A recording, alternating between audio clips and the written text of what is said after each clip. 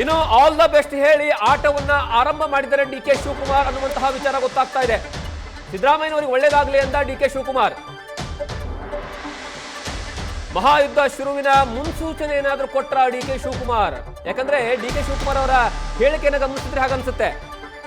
ಗುಂಪುಗಾರಿಕೆ ನನ್ನ ರಕ್ತದಲ್ಲೇ ಇಲ್ಲ ಅಂತ ಸ್ಪಷ್ಟ ಸಂದೇಶ ರವಾನೆ ಮಾಡಿದ್ದಾರೆ. ಹೈಕಮಾಂಡ್ ನಿರ್ಧಾರಕ್ಕೆ ನಾವು ಈಗಲೂ ಸಹ ಬದ್ಧ ಅಂತ, ಹೈಕಮಾಂಡ್ ಪರವಾಗಿ ನಾವು ಇದೀವಿ ಎನ್ನುವಂತಹ ಸಂದೇಶ, ಅವರ ಹೇಳಿಕೆಗಳನ್ನು ನಾವು ತೆಗೆದುಕೊಳ್ತೀವಿ ಎನ್ನುವಂತಹ ರೀತಿಯಲ್ಲಿ ದಾಳವನ್ನು ಹಾಕಿದ್ದಾರೆ.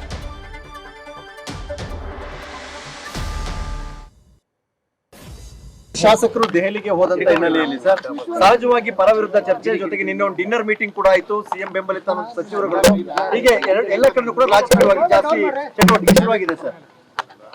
ನೋಡ್ರಿ, ನನ್ನ ಹತ್ರ ಯಾವ ಬಣ್ಣನೂ ಇಲ್ಲ, ನಾನು ಯಾವ ಬಣ್ಣದ ನಾಯಕನೂ ಇಲ್ಲ. ನಾನು 140 MLA-ಗಳಿಗೂ ಶಾಸಕ, ಇದು ಅಧ್ಯಕ್ಷ. ನನಗೆ 140 ಜನನು ಇಂಪಾರ್ಟೆಂಟ್. ನಾನು ಯಾವ ಗುಂಪನ್ನು ಕರ್ಕೊಂಡು ಹೋಗಕ್ಕೆ ನಂಗೆ ಇಷ್ಟ ಇಲ್ಲ, ನಾನು ಗುಂಪು ಮಾಡಕ್ಕೂ ಇಷ್ಟ ಇಲ್ಲ. I will not do that. ಅದು ನನ್ನ ಬ್ಲಡ್ ಅಲ್ಲಿ making a group is not there in my blood. All 140 MLAs are my MLAs.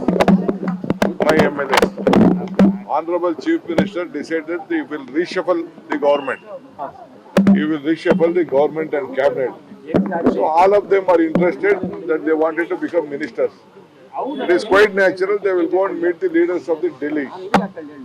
It is quite natural they will go out of the Delhi to meet leaders in the Delhi.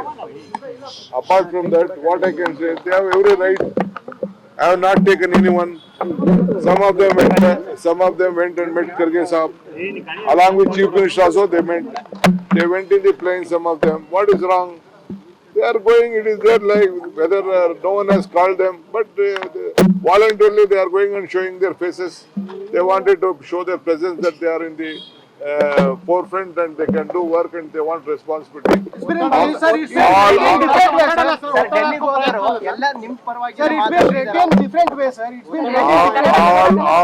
All one party members are eligible to become minister, chief minister, everything they can become. Now the no question is there. Honorable Chief Minister is there. He said that he will come to complete 1 year. I wish him all the best. We will all. Sir ಮಾತು sir ಯಾರೇ ಮಾತಾಡಿದ್ರು ಮಾತು ಮುಖ್ಯ ಅಲ್ವಾ sir? ಆಡಿದ ಮಾತು ನೋಡಪ್ಪ, ನಮ್ಮ ಚೀಫ್ ಮಿನಿಸ್ಟ್ರು ಯಾವಾಗಲೂ ಕೂಡ ಅವ್ರದ್ದು ವಿಚಾರಧಾರೆನ ಹೇಳಿದ್ದಾರೆ. ನಾನು ಅದ್ರ ಬಗ್ಗೆ ನಾನೇನು ಮಾತಾಡಕ್ ಹೋಗುದಿಲ್ಲ. ಅವರು ಹೇಳಿದ್ದಾರೆ, ನಾನು ಉಂಟು, ಹೈಕಮಾಂಡ್ ಉಂಟು. ಹೈಕಮಾಂಡ್ ಏನ್ ಹೇಳ್ತಾರೋ ಕೇಳ್ತೀವಿ ಅಂತ ನಾನು ಮಾಡಿದೀನಿ, ಅವರು ಹೇಳಿದೀವಿ. ಅದಕ್ಕೆ ನಾವೆಲ್ಲರೂ ಭದ್ರಾಗಿದ್ದೀವಿ. ಅದು ಬಿಟ್ರೆ ಬೇರೆ ಏನಿಲ್ಲ. But one thing, all are eligible to go and meet their leaders. You can't stop them. You can't tell them no, because so many are going with ministers. Some of them are going with chief minister. Who stopped them? No one has stopped them. No one has commented them. ನೀವು ನಿಮ್ಮ ಶ್ರಮ, ನಿಮ್ಮ commitment meeting ಮಾಡಿದ್ರು sir ನಿನ್ನೆ. ಅವರು ಕೆಲವರು ಶಾಸಕರು ಡೆಲ್ಲಿಗೆ ಹೋದ ತಕ್ಷಣ ಡಿನ್ನರ್ ಮೀಟಿಂಗ್ ಮಾಡಿದ್ರು. What message I don't know what dinner, what is that, I don't know. I am not aware of the dinner. Dinner is going on. They wanted to make a new PCC president, 4-5 deputy CMs. All meetings are going on. Last 2.5 years, it is nothing new. Let them make more meetings. DK Shivakumar ಅವರ ಮಾತನ್ನ ಕೇಳಿದ್ರೆ ಇತ್ತೀಚೆಗೆ ರಾಜಕೀಯ ನೋಡ್ತಾ ಇರೋರಿಗೂ ಸಹಿತ ಗೊತ್ತಾಗುತ್ತೆ DK Shivakumar ಹೇಳಿಕೆಯ ಹಿಂದಿರುವಂತಹ ಮರ್ಮದ ಬಗ್ಗೆ. ಯಾಕಂದ್ರೆ ಅವರು ಕ್ಲಿಯರ್ ಕಟ್ ಆಗಿ ಹೇಳ್ತಿದ್ದಾರೆ, ಇಷ್ಟು ದಿವಸಗಳ ಕಾಲ ನೀವು 2.5 ವರ್ಷಗಳ ಕಾಲ ಯಾರಾದ್ರೂ ಒಬ್ಬ ಶಾಸಕ ಪಕ್ಷದ ವಿರುದ್ಧವಾಗಿ ಅಥವಾ ನಾಯಕರ ವಿರುದ್ಧವಾಗಿ ಏನಾದರೂ ಬಹಿರಂಗವಾಗಿ ಹೇಳಿಕೆಯನ್ನು ಕೊಟ್ಟಿದ್ದೆ ಆದ್ರೆ, ಅಥವಾ ಈ ರೀತಿಯಾಗಿ ಗುಂಪುಗಾರಿಕೆ ಮಾಡ್ಕೊಂಡು ಯಾರಾದರೂ ಹೋಗಿದ್ದೆ ಆದ್ರೆ, ಅಥವಾ ಶಾಸಕರು ಸುಖಾಸುಮ್ಮನೆ ಡೆಲ್ಲಿಗೆ ಹೋಗಿ ಹೈಕಮಾಂಡ್ ನಾಯಕರನ್ನ ಭೇಟಿ ಮಾಡಿ ಪ್ರೆಜರ್ ಪಾಲಿಟಿಕ್ಸ್ ಅನ್ನ ಶುರು ಮಾಡಿದ್ರೆ ನೇರ ಅವರ ವಿರುದ್ಧವಾಗಿ ಶಿಸ್ತು ಕ್ರಮ ಕೈಗೊಳ್ತೀವಿ ಅಂತ ಸ್ಟೇಟ್ಮೆಂಟ್ ಕೊಡುವಂತಹ ನಾಯಕ, ಅದು ಕೆಪಿಸಿಸಿ ಅಧ್ಯಕ್ಷ. ಈಗ ಅವ್ರು ಹೇಳುವಂತಹ ಒಂದೊಂದು ಹೇಳಿಕೆಯನ್ನು ನೀವು ಅಬ್ಸರ್ವ್ ಮಾಡಿದ್ರೆ ಗೊತ್ತಾಗುತ್ತೆ ಇದರ ಹಿಂದಿರುವಂತಹ ರಾಜಕೀಯ ಚದುರಂಗದ ಆಟದ ಪಾನನ್ನ ಯಾರು ಇಡ್ತಾ ಇದ್ದಾರೆ, ಯಾರು ಚೆಕ್ಮೇಟ್ ಅನ್ನ ಇಡ್ತಾ ಇದ್ದಾರೆ, ಆ ಚೆಕ್ಮೇಟ್ಗೆ ಸಮರ್ಪಕವಾದಂತಹ ಉತ್ತರ ರಿಪ್ಲೈ ಬರುತ್ತಾ ಅನ್ನುವಂತಹ ಪ್ರಶ್ನೆಗೂ ಸಹಿತ ಕಾದು ನೋಡುವಂತಹ ತಂತ್ರವನ್ನ ಡಿ ಕೆ ಶಿವಕುಮಾರ್ ಮಾಡ್ತಾ ಇದ್ದಾರೆ. ಯಾಕಂದ್ರೆ ಅವ್ರು ನೇರ ಹೇಳ್ತಿದ್ದಾರೆ, ಈಗಾಗಲೇ ಸಿಎಂ ಸಿದ್ದರಾಮಯ್ಯನವರು 5 ವರ್ಷ ಇರ್ತೀನಿ ಅಂದಿದ್ದಾರೆ, ಅವ್ರಿಗೆ ಆಲ್ ದಿ ಬೆಸ್ಟ್ ಅಂದ್ರೆ ಮಾರ್ಮಿಕವಾಗಿ ಹೇಳಿರುವಂತಹ ವಿಚಾರ. ಮತ್ತೊಂದು ಕಡೆಗೆ ಯಾರು ಬೇಕಾದರೂ ಅವರು ಶಾಸಕರು ದೆಹಲಿಗೆ ಹೋಗ್ಬೋದು, ಹೈಕಮಾಂಡ್ ನಾಯಕರನ್ನ ಭೇಟಿ ಮಾಡಬಹುದು. ಸ್ವತಃ ಸಿಎಂ ಸಿದ್ದರಾಮಯ್ಯನವರು ಹೇಳಿದ್ದಾರೆ ರೀಶಫಲ್ ಮಾಡ್ತೀವಿ ಅಂತ ಹೇಳಿದ್ದಾರೆ. ಹಾಗಾಗ್ಬಿಟ್ಟು ಅವರು ಸಚಿವರಾಗಬೇಕು ಅನ್ನುವಂತಹ ಆಸೆ ಇರೋ ಕಾರಣಕ್ಕಾಗಿ ದೆಹಲಿ ಹೋಗ್ತಾ ಇದ್ದಾರೆ. ಯಾಕೆ ಈ ಹಿಂದೆ ಇರ್ಲಿಲ್ವಾ ಈ ತರ? ಈ ಹಿಂದೆಯೂ ಸಹಿತ ಬಹಳಷ್ಟು ಜನ ಶಾಸಕರು ಸಚಿವರಾಗಬೇಕು ಅಂತ ಬಹಳಷ್ಟು ಆಸೆ ಇಟ್ಕೊಂಡಿದ್ರು. ಅವಾಗಲೂ ಸಹಿತ ದೆಹಲಿಗೆ ಹೋದಂತಹ ಸಂದರ್ಭದಲ್ಲಿ ಇದೇ ಡಿ.ಕೆ. ಶಿವಕುಮಾರ್ ಅವರು ಹೇಳಿರ್ತಾರೆ, ಯಾರೂ ಸಹ ದೆಹಲಿಗೆ ಬರಬೇಡಿ, ದೆಹಲಿಯ ನಾಯಕರನ್ನ ಭೇಟಿ ಮಾಡೋ ಅವಶ್ಯಕತೆ ಇಲ್ಲ, ದೆಹಲಿಗೆ ಬಂದ್ರೆ ಪ್ರೆಷರ್ ಹಾಕಿದ್ರೆ ಯಾವುದೇ ಕಾರಣಕ್ಕೂ ಸಹಿತ ವರ್ಕೌಟ್ ಆಗೋದಿಲ್ಲ. ಸ್ವತಃ ಇದೇ ಡಿ.ಕೆ. ಶಿವಕುಮಾರ್ ಹೇಳಿರುವಂತಹ ಮಾತುಗಳು. ಆದ್ರೆ ಈಗ ಮಾತಿನ ವರಸೆಯೇ ಪೂರ್ತಿ ಚೇಂಜ್ ಆಗಿಬಿಟ್ಟಿದೆ.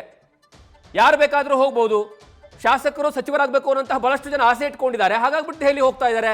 ಇಲ್ಲಿ ಯಾವುದೇ ಕಾರಣಕ್ಕೂ ಸಹಿತ ಬಣ ರಾಜಕೀಯ ಇಲ್ಲ, ನನ್ನ ರಕ್ತಗತದಲ್ಲೇ ಯಾವುದೇ ಕಾರಣಕ್ಕೂ ಸಹ ಬಣ ಅನ್ನೋದು ಇಲ್ಲವೇ ಇಲ್ಲ, ಗುಂಪುಗಾರಿಕೆ ಇಲ್ಲವೇ ಇಲ್ಲ. ಹೈಕಮಾಂಡ್ ಏನು ಹೇಳುತ್ತೆ ಅದನ್ನು ನೋಡ್ತೀವಿ ಅನ್ನುವಂತಹ ಮೆಸೇಜ್ ಅನ್ನ ರಾಜಕೀಯದಲ್ಲಿ ನೀವು ಅಬ್ಸರ್ವ್ ಮಾಡಿದ್ರೆ ಗೊತ್ತಾಗುತ್ತೆ. ರಾಜಕೀಯ ಯಾವತ್ತೂ ಸಹ ಮೇಲ್ನೋಟಕ್ಕೆ ಕಾಣಿಸುವಂತಹ ರೀತಿಯಲ್ಲಿ ಆಟ ಇರೋದಿಲ್ಲ. ಒಂದೊಂದು ಚದುರಂಗದ ಆಟದಲ್ಲಿ ಯಾವ ರೀತಿಯಾಗಿ ಯೋಚನೆ ಮಾಡಿ ಪಾನನ ಇಡ್ತಾರಲ್ಲ, ಅದೇ ರೀತಿಯಾಗಿ ಡಿ.ಕೆ. ಶಿವಕುಮಾರ್ ಸಹ ಎದುರುಗಡೆ ಆಡ್ತಾ ಇರುವಂತಹ ಮಾತು ಒಂದು, ಹಿಂದೆ ನಡೀತಾ ಇರುವಂತಹ ತೆರೆಮರೆಯಲ್ಲಿ ನಡೀತಾ ಇರುವಂತಹ ರಾಜಕೀಯ ಚದುರಂಗದ ಆಟದ ಪಾನ್ ಮೂವ್ ಮಾಡ್ತಿರೋದೇ ಮತ್ತೊಂದು. ಯಾಕಂದ್ರೆ ನೀವು ಅಬ್ಸರ್ವ್ ಮಾಡಿದ್ರೆ ಗೊತ್ತಾಗುತ್ತೆ, ದೆಹಲಿಗೆ ಹೋಗಿರ್ತಕ್ಕಂತಹ ಎಲ್ಲಾ ಶಾಸಕರುಗಳು ಯಾರದೇ ಹೆಸರು ತೆಗೆದುಕೊಡ್ರಿ, ಈಗ 8 ರಿಂದ 10 ಜನ ಹೋಗಿದ್ದಾರೆ ಅಂತ ಹೇಳಲಾಗ್ತಾ ಇದೆಯಲ್ಲ, ಅದು ಮತ್ತೆ ಮಲ್ಲಿಕಾರ್ಜುನ್ ಖರ್ಗೆ ಅವ್ರನ್ನ ಹೋಗಿ ಭೇಟಿ ಮಾಡ್ತಾ ಇದಾರಲ್ಲ, ಆ ಎಲ್ಲಾ ಶಾಸಕರು ಸಹ ಡಿ.ಕೆ.ಯ ಪರಮಾಪ್ತರು. ಯಾರೂ ಸಹ ಸಿದ್ದರಾಮಯ್ಯ ಅವರ ಬಣದಲ್ಲಿ ಗುರುತಿಸಿಕೊಂಡವರಲ್ಲ ಅಥವಾ ಸಿದ್ದರಾಮಯ್ಯ ಪರವಾಗಿದ್ದವರು ಅಂತಾರಲ್ಲ. ಎಲ್ಲರೂ ಸಹ ಡಿ.ಕೆ. ಶಿವಕುಮಾರ್ ಪರವಾಗಿರ್ತಂಥವ್ರು, ಅವ್ರ ಜೊತೆ ನಿಂತ್ಕೊಂಡವರು, ಅವರ ಪರವಾಗಿ ಬ್ಯಾಟಿಂಗ್ ಬೀಸ್ತಾ ಇರುವಂತವ್ರು ಎಲ್ಲರೂ ಸಹ ಅವರೇ ಇದ್ದಾರೆ. ಅವರೇ ಹೈಕಮಾಂಡ್ ನಾಯಕರನ್ನ ಭೇಟಿ ಮಾಡುವಂತಹ ಪ್ರಯತ್ನವನ್ನ ಮಾಡ್ತಾ ಇದ್ದಾರೆ. ಮತ್ತೆ ಇನ್ನೊಂದು, ಯಾವಾಗ ಈ ರಾಜಕೀಯ ಚದುರಂಗದ ಆಟ ಶುರುವಾಗುತ್ತಲ್ಲ, ಮೊನ್ನೆ ರಾತ್ರಿನೇ ಶುರುವಾಗುತ್ತೆ, ನಿನ್ನೆ ರಾತ್ರಿ ಅಂತೂ ಅದರ ಒಂದು ಭಾಗ ಮುಂದೆ ಹೋಗಿ ಕರ್ನಾಟಕದಲ್ಲಿರುವಂತಹ ಕಾಂಗ್ರೆಸ್ನ ಡಿ.ಕೆ. ಪರವಾಗಿರ್ತಕ್ಕಂತಹ ಶಾಸಕರು ದೆಹಲಿಗೆ ಪ್ರಯಾಣವನ್ನು ಬೆಳೆಸ್ತಾರೆ. ಅದಾದ್ಮೇಲೆ ಡಿ.ಕೆ. ಶಿವಕುಮಾರ್ ಅವರು ಮನೆಯಲ್ಲಿ ಕೂತ್ಕೊಂಡ್ಬಿಡ್ತಾರೆ, ಯಾವುದೇ ಕಾರಣಕ್ಕೂ ಹೊರಗಡೆ ಬರೋದಿಲ್ಲ. 2 ದಿವಸಗಳಿಂದನೂ ಸಹ ಅವರು ಮನೆಯಲ್ಲೇ ಇದ್ದಾರೆ. ಹೊರಗಡೆ ಬರದೇ ಇರೋ ರೀತಿಯಲ್ಲಿ ಮನೆಯಲ್ಲಿ ಕೂತ್ಕೊಂಡು ಏನು ಆಟ ಆಡಬೇಕು ಆಟ ಆಡ್ತಿದ್ದಾರೆ. ಒಂದು ಕಡೆಗೆ ಡಿ.ಕೆ. ಶಿವಕುಮಾರ್ ಅವರ ಸಹೋದರ ಸುರೇಶ್ ಡಿ.ಕೆ. ಸುರೇಶ್ ಅವರು ಒಂದು ಸ್ಟೇಟ್ಮೆಂಟ್ ಕೊಡ್ತಾರೆ, ಕೊಟ್ಟ ಮಾತನ್ನ ಉಳಿಸ್ಕೊಳ್ಬೇಕು ನಾಯಕರು. ಹಾಗಿದ್ರೆ ಕೊಟ್ಟ ಮಾತು ಏನು? ಯಾವ ರೀತಿಯಾದಂತಹ ಮಾತುಗಳಾಗಿತ್ತು? ಯಾವ ರೀತಿಯಾದಂತಹ ಒಡಂಬಡಿಕೆಗಳಾಗಿತ್ತು? ಯಾವ ರೀತಿಯಾದಂತಹ ಭರವಸೆಗಳನ್ನು ಕೊಡಲಾಗಿತ್ತು? ಈ ಎಲ್ಲದರ ಬಗ್ಗೆಯೂ ಸಹಿತ ನಾಯಕರುಗಳಿಗೆ ಕ್ಲಾರಿಟಿ ಇದೆ. ಆದರೆ ಹೊರಗಡೆ ಅದರ ಬಗ್ಗೆ ಯಾರು ಸಹಿತ ಮಾತನಾಡ್ತಿಲ್ಲ, ಹೊರಗಡೆ ಯಾವುದು ಸಹಿತ ಚರ್ಚೆಗೆ ತರ್ತಾ ಇಲ್ಲ. ಆದರೆ ಮೆಸೇಜ್ ಪಾಸ್ ಮಾಡುವಂತಹ ವಿಚಾರದಲ್ಲಿ ಮಾತ್ರ ನಾಯಕರುಗಳು ಹಿಂದೆ ಬೀಳ್ತಾ ಇಲ್ಲ. ಅದೇನು ಅಂದ್ರೆ ಡಿ.ಕೆ. ಸುರೇಶ್ ನೇರವಾಗಿ ಹೇಳಿದ್ರು, ಒಬ್ಬ ಹಿರಿಯ ನಾಯಕರುಗಳು, ಒಬ್ಬ ಮುತ್ಸದ್ದಿ ನಾಯಕ ಕೊಟ್ಟ ಮಾತನ್ನು ಉಳಿಸ್ಕೊಳ್ಬೇಕು. ಅದು ಯಾರಿಗೆ ಹೇಳಿದ್ದು? ಸಿದ್ದರಾಮಯ್ಯನವರಿಗೆ. ಅಂದ್ರೆ ಈ ಹಿಂದೆ ಆಗಿರುವಂತಹ ಒಡಂಬಡಿಕೆ ಸತ್ಯ ಅನ್ನುವಂತಹ ರೀತಿಯಲ್ಲಿ ಮೆಸೇಜ್ ಪಾಸ್ ಮಾಡುವಂತಹ ಕೆಲಸವನ್ನ ಡಿ.ಕೆ. ಸುರೇಶ್ ಮಾಡಿದ್ರು. ಅದಕ್ಕೆ ಒಗ್ಗೂಡುವ ರೀತಿಯಲ್ಲಿ ಏನಂತಂದ್ರೆ ಡಿ.ಕೆ. ಪರವಾಗಿರ್ತಕ್ಕಂತಹ ಶಾಸಕರು ಈಗಾಗಲೇ ದೆಹಲಿ ಪ್ರಯಾಣವನ್ನ ಮಾಡಿ ಅಲ್ಲಿ ಪ್ರೆಷರ್ ಬಿಲ್ಡ್ ಮಾಡುವಂತಹ ಕೆಲಸವನ್ನ ಮಾಡ್ತಾ ಇದ್ದಾರೆ. ನ್ಯೂಸ್ ಫಸ್ಟ್ ನಿರ್ಭೀತಿಯಿಂದ ನಿಮ್ಮ ಪರವಾಗಿ.